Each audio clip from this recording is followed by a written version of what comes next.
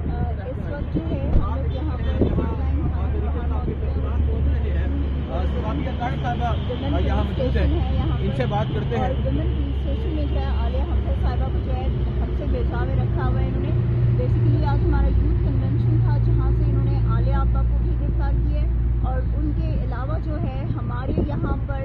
workers थे जो हमारे 7-8 वर्कर्स हैं जिनको इन्होंने जो है अरेस्ट किया है, जिनमें हमारे जो है सुमैर अब्बासी हैं जो हमारे इंफॉर्मेशन सेक्रेटरी हैं यूथ विंग के,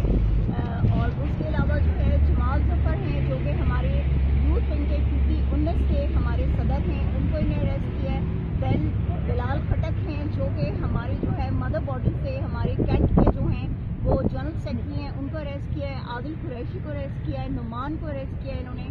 और इन लोगों को अरेस्ट करके अभी 5 लोगों को जो है इन्होंने भिजवा दिया है इधर आपके एयरपोर्ट थाना में वापस,